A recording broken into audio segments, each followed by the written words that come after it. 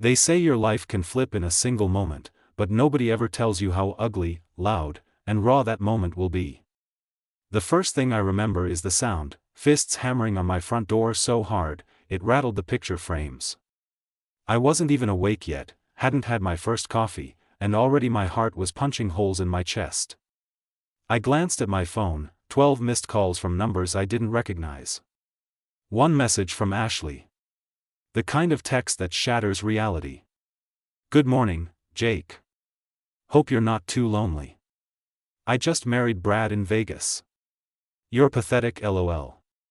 By the way, the police will be there soon, so enjoy. There was a selfie attached, her in a cheap white dress, Brad by her side, both flipping the camera off. Another thunderous knock. My hands moved before my brain caught up, opening the door straight into two uniformed cops. Their faces were stone cold. Behind them, my nosy neighbor stared, clutching her little dog like it was a grenade. Jake Carter, the tall one said, already scanning the hallway behind me like I might be hiding an army. I nodded, my voice caught somewhere between a scream and a laugh.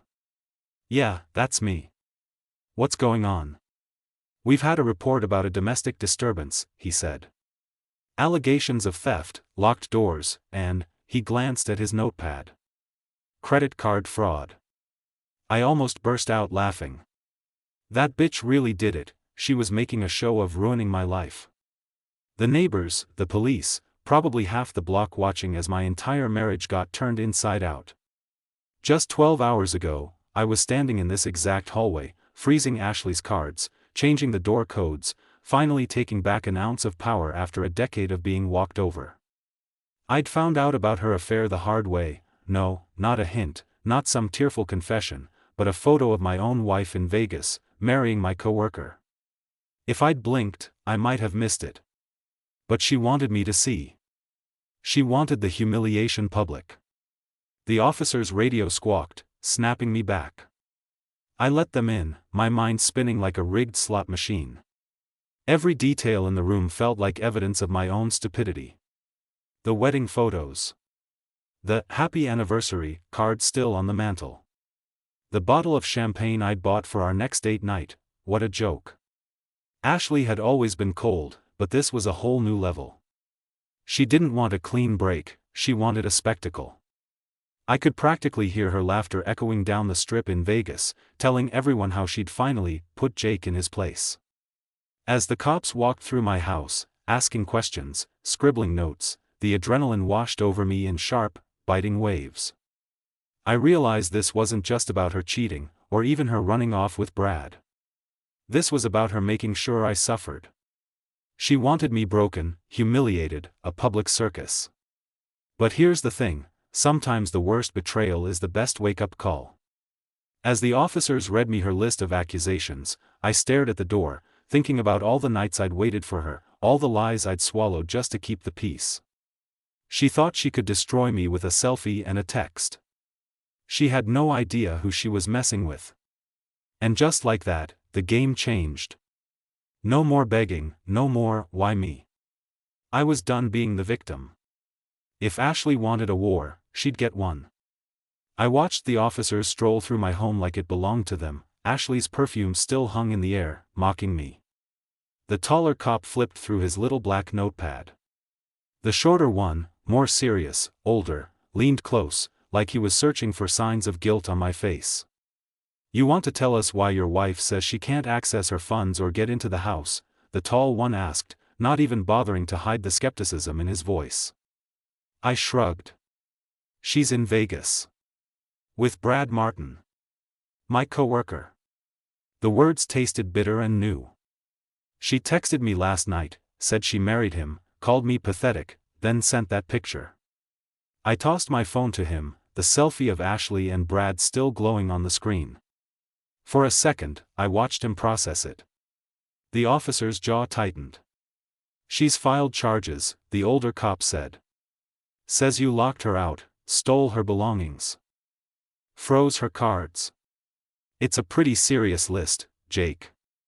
I laughed, a short, sharp sound that probably made me look crazier than I felt. She left me.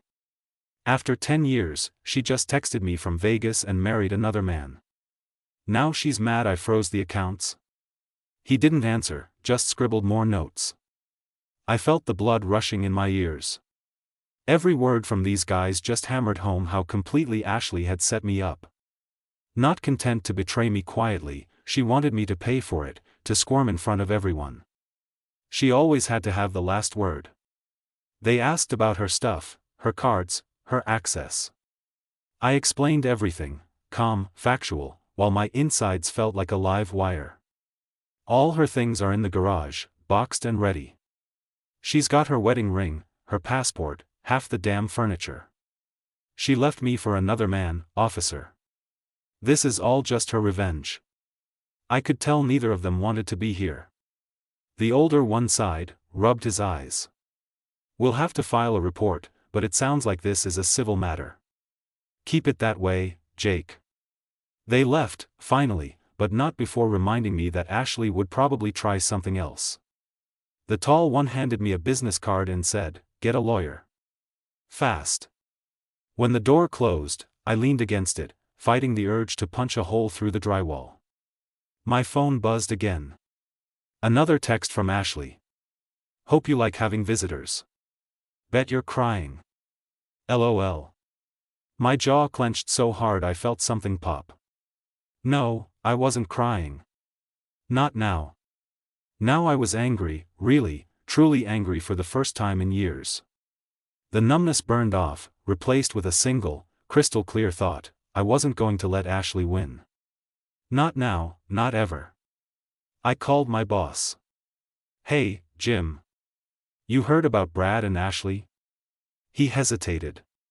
"It's all over social." "I'm sorry, man. Is there anything you need?" I almost laughed. "Yeah.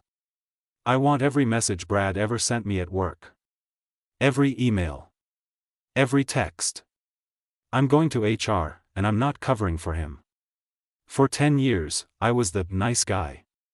Kept my mouth shut, made excuses for Ashley, played the loyal husband while she tore me down in front of friends, called me boring, called me too sensitive, told me to man up whenever I wanted to talk about feelings. That was over. I opened her laptop, she hadn't bothered to take it, and started scrolling. Emails. Messages. I was looking for anything, any dirt I could use. Ashley wasn't just reckless, she was dumb when she got cocky. Suddenly, I found an email chain between her and Brad. It was worse than I'd imagined. Not just cheating, but mocking me. "Jake will never catch on. He's too busy being Mr. Perfect," she wrote. I could see the whole plan in those emails. Vegas. The marriage. The public humiliation. All a game.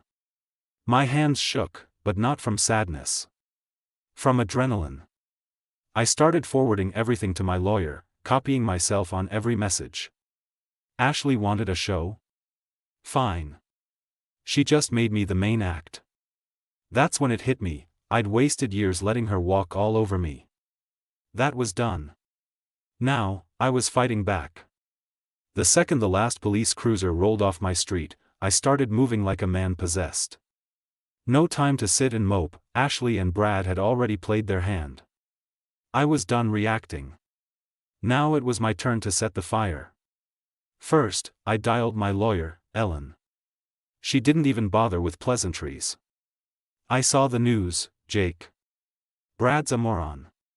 Ashley's worse. Tell me everything, and send me proof." While forwarding the evidence, those nasty, mocking emails between Ashley and Brad, the messages, the time-stamped bank transactions from Vegas, my phone kept pinging with more texts from Ashley. She was relentless. "Hope you're enjoying your loser life. Maybe you should get a girlfriend. Oh wait, nobody wants you. Brad is 10 times the man you'll ever be." I didn't reply. Let her think I was still bleeding.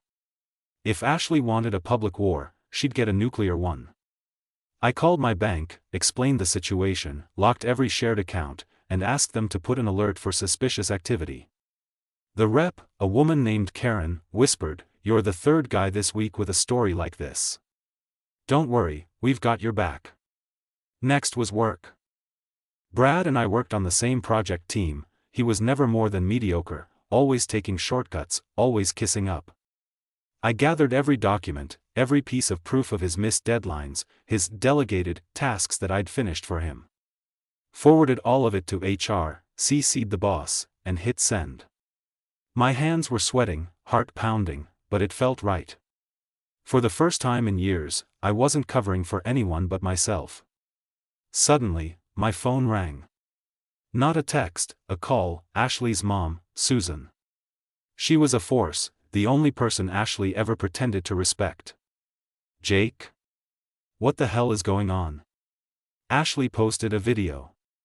Says you're stalking her, froze her out, took all her money. Is this true? I gritted my teeth. Ask your daughter where she is right now. Ask who she married last night in Vegas. There was silence, then a gasp. Tell me this is some kind of joke. It's not. She planned it. Set me up.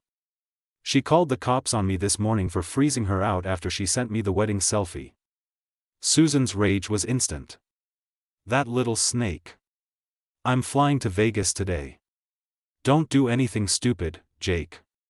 And don't you dare take her back. I almost smiled for the first time that day.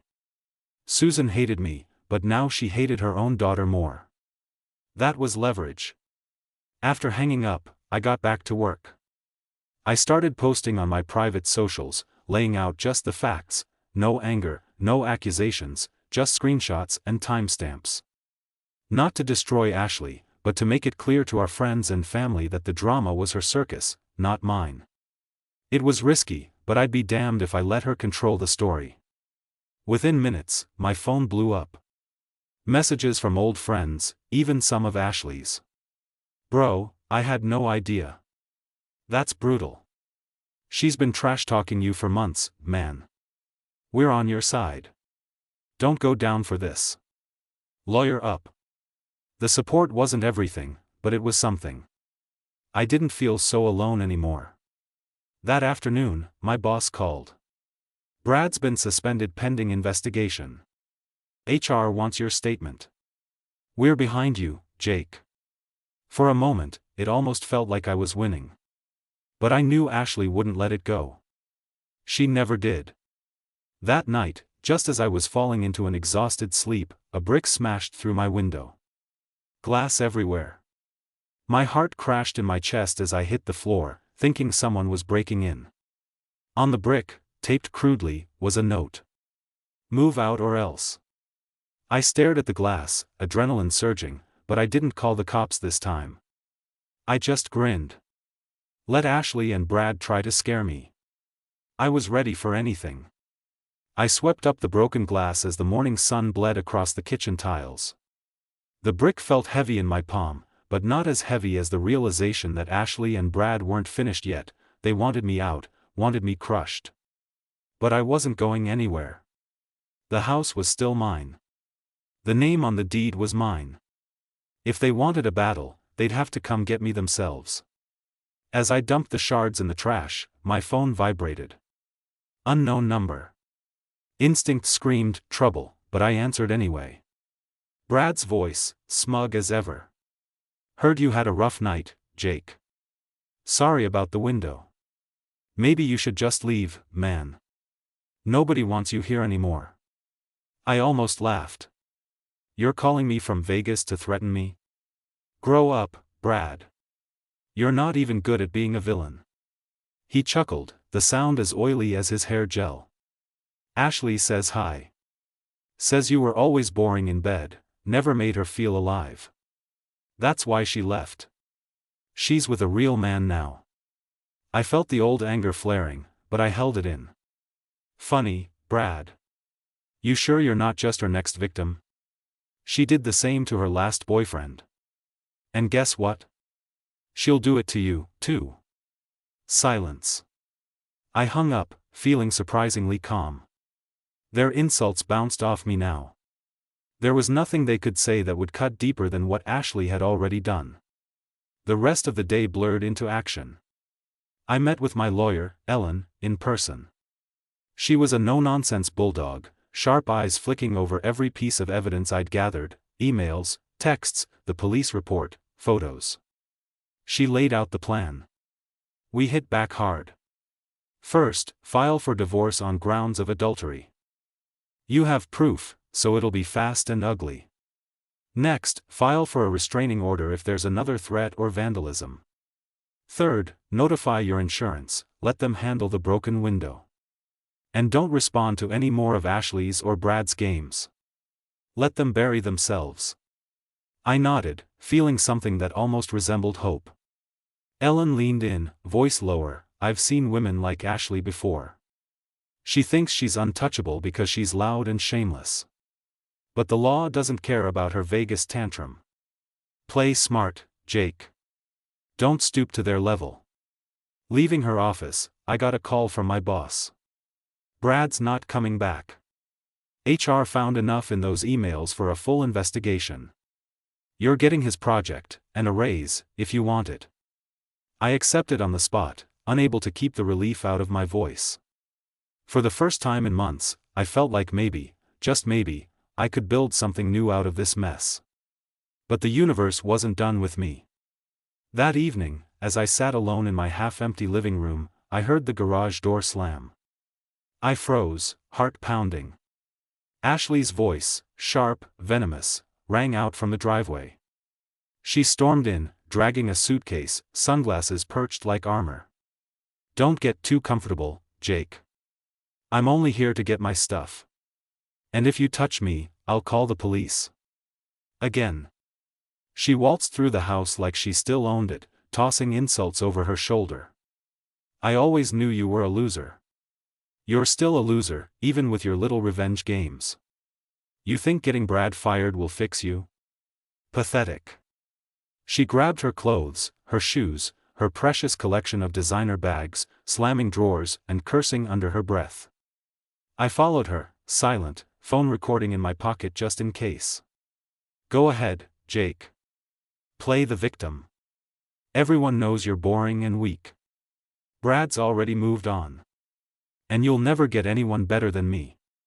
As she walked out, she stopped in the doorway, giving me that final smirk. Enjoy being alone. It suits you. She was gone a minute later. I locked the door behind her, feeling the silence settle in, a silence that was mine, and finally free of her poison. But I knew this wasn't the end. With Ashley, it never was. It was almost midnight when the house finally felt quiet. But even the silence was tense, a coiled spring. Ashley's perfume still lingered in the hallway, a ghost I couldn't shake. I paced, my mind racing, counting every betrayal, every cheap shot, every time I'd bitten my tongue to keep the peace. Not anymore. First thing the next morning, I headed straight to the bank and closed our last joint account. The banker, a tired-looking guy with coffee breath, didn't even blink as he slid the papers over. I see this a lot lately, he muttered. Someone always thinks they're the puppet master. Until the strings snap. I signed, walked out, and finally felt like I had control of something again. Ashley, of course, was already moving on. Her social media exploded with new photos, her and Brad poolside, matching sunglasses, making duck faces at some tacky casino. Each post felt like a punch, but the comments told a different story. Isn't that Jake's wife? One read. Didn't she just marry her coworker? Another, damn, girl. Cold. Watching her paint herself as the victim online was almost comical. She lied so effortlessly, she probably started believing it herself. But the real gut punch came later that day. My phone rang, unknown number, again. When I answered, I heard a voice I hadn't expected. Jake? It's Brad's wife. Or I guess, ex-wife. Michelle. For a second, I couldn't speak. Michelle. Wow. I'm sorry. I had no idea. She cut me off, her voice brittle and sharp. Don't. I knew Brad was a sleaze. But your wife? They did us both dirty, Jake. I just wanted to say, I'm not letting them walk away clean. My lawyer's already on it. We talked for almost an hour, swapping stories, cheating, gaslighting, stolen money, the whole ugly circus. Michelle was tough as nails, but there was pain in her laugh. They want a show? We'll give them one, she said. Let's coordinate. Keep each other posted. And don't let them get in your head. Hanging up, I realized something. I wasn't alone in this. Ashley's whole act was built on isolation, on making me feel like I was the crazy one, the weak link. But now, with Michelle on my side, the dynamic shifted. It wasn't just my fight anymore. That night, I posted a single line to my own socials. You only lose what you cling to. Watch me let go. Within minutes, messages poured in, old friends, family, even people I barely knew. Most just wanted the tea. But a few, real ones, offered to help. A place to crash, a drink, legal advice, even a gym buddy for the next morning. The walls Ashley built around me were already crumbling. But of course, she wasn't finished. Around 2 a.m., my phone buzzed, Ashley, again. This time, a voicemail. Her voice was slurred, angry, full of venom. I hope you're happy, Jake. You ruined everything. You think you can just walk away? I made you. You'll never be anything without me. Brad is 10 times the man you'll ever be. Enjoy being alone. I replayed it once, then deleted it. For the first time, I didn't feel sad. I felt nothing but disgust. Her words were empty, just noise. As dawn broke, I went for a run, first time in months. Every step felt lighter, every breath less bitter. The city looked different, sharper, more real. I wasn't the loser Ashley painted me as. Not anymore. Back at home, the mail arrived, a thick packet from Ellen, my lawyer. The divorce papers, ready to sign. I grabbed a pen, didn't hesitate, and scrawled my name across every page. The last one, I added a note in the margin. You wanted freedom. Here it is. The weight finally started to lift. But deep down, I knew Ashley wasn't done. Her kind never is. 3 days passed with barely a text or call from Ashley. The silence felt unnatural, a storm gathering behind the scenes. I kept busy, hit the gym with an old friend, helped Michelle dig up more dirt on Brad and Ashley, even started clearing out the house. It was the little things that hit hardest, the way Ashley left her perfume on the bathroom shelf, the wine glass with lipstick in the dishwasher, her favorite show paused on Netflix like she just stepped back in any minute. But Ashley wasn't gone. She was just planning her next move. It started on a Thursday, just after lunch. I was scrolling through emails when a message popped up, anonymous sender, no subject. The body was a single sentence. Hope you enjoy being famous, loser. Attached was a link. I clicked, expecting spam. Instead, it opened a freshly minted YouTube channel. The title of the video: Jake Carter, World's Saddest Husband. My stomach dropped. The video was a nasty montage, clips from my wedding, Ashley's old Instagram stories, and worst of all, a secretly recorded argument from our kitchen, twisted to make me look like the villain. Her voice, snarky and cruel, narrated every humiliation. This is what happens when you marry a weak man. Thousands of views. Hundreds of comments, mostly strangers piling on, but a few names I recognized. Some tried to defend me. Most didn't bother. I should have felt broken. Instead, I was done being the victim. I called Ellen, told her about the video, forwarded every link and screenshot. She whistled. She's playing dirty. Good. That means she's scared. This is harassment, Jake, document everything. We'll get her channel taken down, and I'll file for defamation. Within an hour, Michelle texted. Brad's bragging about the video at work. But HR already has it. He's finished, Jake. Hang in there. That was the first time I grinned all week. Ashley and Brad thought they could drag me through the mud, but they didn't realize how many bridges they'd already burned.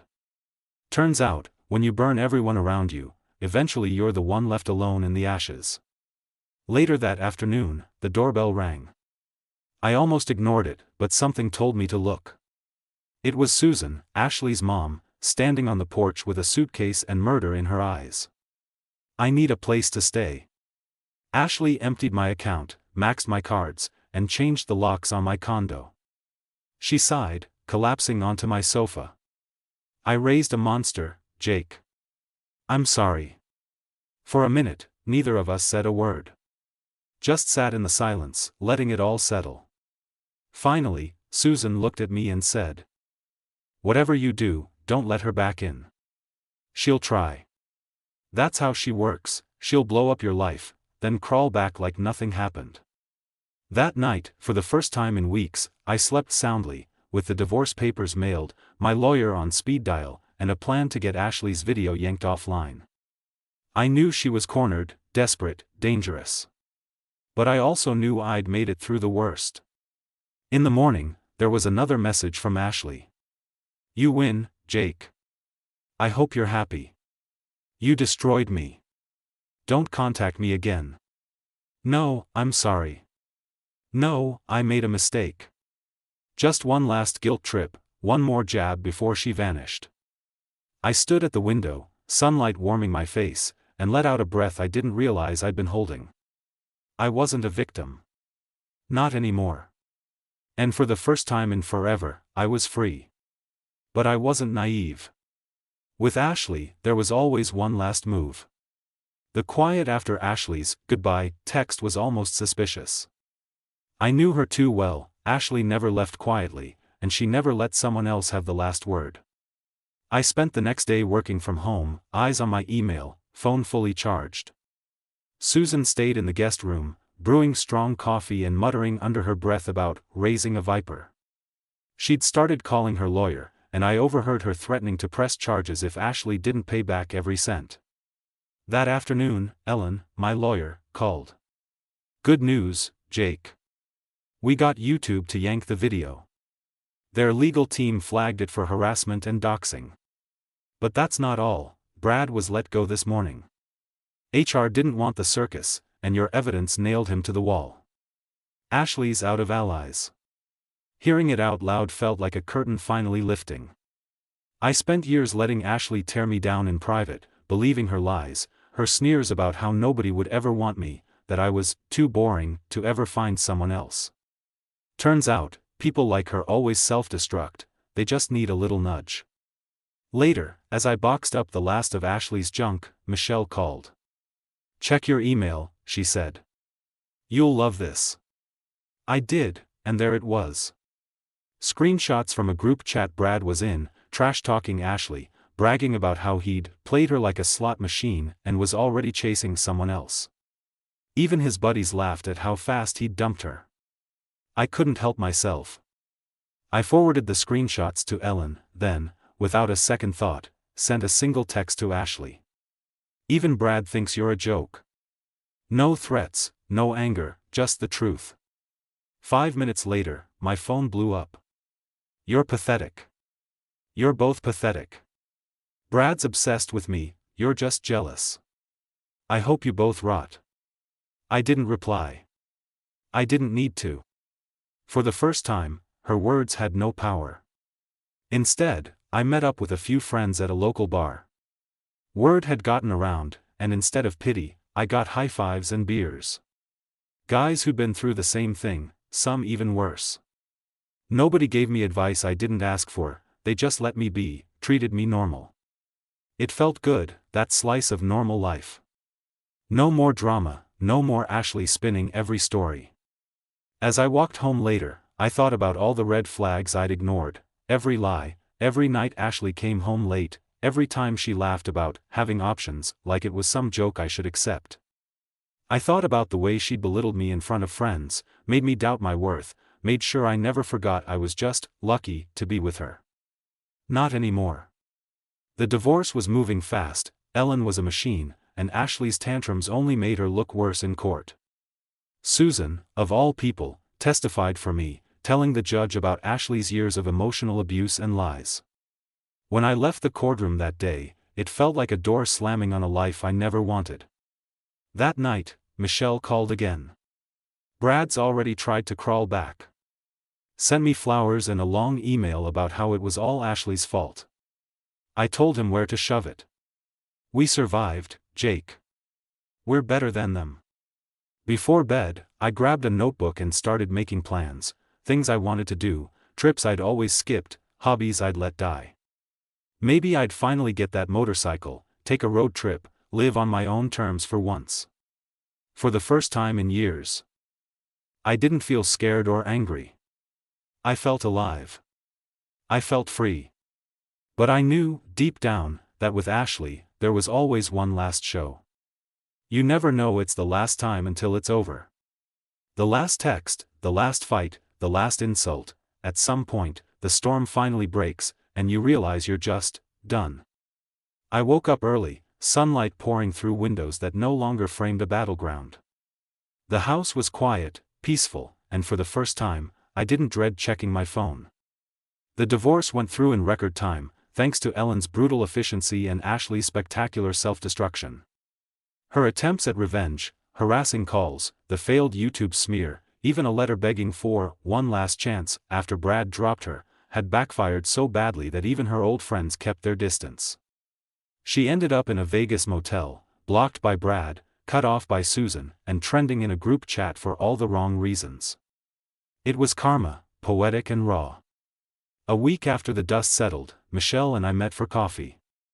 She slid into the booth, looking lighter, more alive. "It's funny," she said, "when you let go of toxic people, life gets a hell of a lot brighter." We swapped stories, laughed at how low our exes had sunk, and toasted to never ignoring red flags again. Neither of us talked about starting something new, not now, maybe not ever. It wasn't about that. It was about freedom, and about finding ourselves again. Back home, Susan came to pick up the last of her things. She hugged me tight, the kind of hug that says more than words. "Don't ever let her crawl back, Jake. You're better than that. Promise me." "I promise," I said, and meant it. Later that afternoon, I opened my notebook, the list of things I'd always put off. I booked a week-long hiking trip, bought a used motorcycle, even signed up for a cooking class I'd always thought was too lame for a married man. Every small act felt like rebellion, like taking back 1,000 little pieces Ashley had chipped away. A letter arrived from Ashley, handwritten, desperate, manipulative as ever. She blamed Brad, blamed her mother, blamed me, the world. "I made mistakes, Jake. Can't we just talk?" I read it once, then tossed it in the trash with the rest of her old bills and perfume bottles. There would be no more talk. No more second chances. My phone buzzed with a text from Michelle. Brad showed up at my work, begging. Security tossed him out. Some people never change. I replied with a meme and a laughing emoji. That chapter was closed. As the sun set, I sat on the back porch, beer in hand, feeling the kind of calm I hadn't known in years. I thought about everything I'd survived, the humiliation, the betrayal, the smear campaigns, the heartbreak. I thought about all the years I'd wasted trying to make someone happy who only wanted to hurt me. But I also thought about what I'd gained. Backbone. Self-respect. Real friends. And a shot at living for myself, not just surviving for someone else's approval. If anyone's still reading, still watching, still stuck in a nightmare like mine, here's what I'd say. Don't wait for someone to rescue you. Don't beg for love from someone who only gives you pain. Walk away. Let them drown in their own lies and drama. There's a whole world out there, don't waste another minute letting someone tell you you're not enough. Ashley taught me plenty, but the lesson wasn't about loss. It was about freedom. And for the first time in my life, I was finally free.